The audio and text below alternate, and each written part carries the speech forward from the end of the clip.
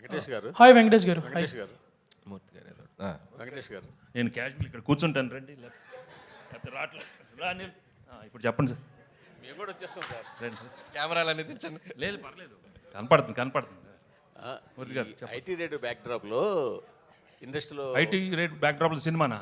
కాదు sir, IT రేట్ల back డ్రాప్లో కొంతమంది నిర్మాతలతో మాట్లాడుతుంటే పెద్ద నిర్మాతలు ఒక సీరియస్ పాయింట్ చెప్పారు. హీరోలు కనుక మొత్తం వైట్ తీసుకుంటే ఏ నిర్మాత బ్లాక్ చేయాల్సిన అవసరం లేదు అనే స్టేట్మెంట్ చాలా పెద్ద నిర్మాతల నుంచి వచ్చింది నా దగ్గరికి.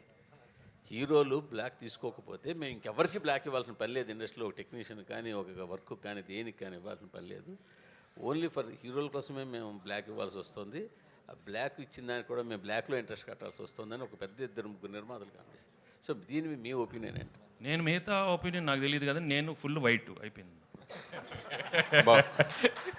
వెంకటేష్ బాబు వైట్లో వైట్ తీసుకునేది ఇంతే, నేను ఎక్కువ లేదు, ఇన్ఫ్యాక్ట్ ఎక్కువ తీసుకోను, తీసుకునేది వైట్.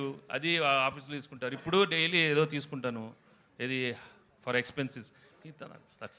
చాలా సింపుల్ అనమాట. వెంకటేష్ గారు hi. Here sir, here hi sir. So this Prakhyat from gulday.com. So మీరు ఇన్ని ఇయర్స్ కెరీర్లో చూడని హిట్స్ లేవు అండ్ ఆబ్వియస్లీ ఫ్యాన్స్కి చాలా హై ఇచ్చారు. But this hit feels personal to lot of your fans because ఒక clean blockbuster and after lot of last few years was little dull for you. So what was the response for your fans? I'm really అట్లా very happy. ఎందుకంటే పాపం నాకన్నా నేను I think differently, but I'm really happy my fans after so long they got a very big hit. వాళ్ళకి కూడా you know they can really go around telling it's double triple blockbuster. నేను really very happy and fans ఎప్పుడు హ్యాపీగా ఉండండి. But మీకు తెలుసు నేను records ఇవన్నీ ఎంకరేజ్ చేయను, but be happy what you got. వచ్చింది తీసుకోండి అంతే. Okay, thank you so much. Venkatesh Babu ఇప్పుడు రెగ్యులర్ గా ప్రతి హీరో కూడా పాన్ ఇండియా సినిమాకి వెళ్ళాలని, పాన్ ఇండియా సినిమా చేయాలని, ఆ రికార్డ్స్ కొట్టాలని ఆ ఇదిలో ఉన్నప్పుడు ఇప్పుడు తెలుగులో ఇప్పటికి మీరు ఇప్పుడు పోస్టర్లో వేసిన ప్రకారం 230, అయితే ఇదే సినిమా పాన్ ఇండియా అయితే 2,300 కోట్లు కలెక్ట్ చేసేది కదా. ఆ ఇది మీకు ఎప్పుడైనా సినిమా రిలీజ్ తర్వాత అది మన పాన్ ఇండియా రిలీజ్ చేస్తే బాగుంటుంది అనే భావన మీకు ఎప్పుడైనా కలిగిందా? లేదు, వచ్చినప్పుడు వెయిట్ చేద్దాం. ఇప్పుడు వచ్చింది అది చెప్పాను, వచ్చింది తీసుకోమ్మా, వచ్చింది తీసుకో, ఇచ్చాడు తీసుకో. అడగలేదు, నేను ఎప్పుడు ఏది అడగను, బట్ వచ్చింది మాత్రం హ్యాపీగా రిసీవ్ చేసుకుంటాను.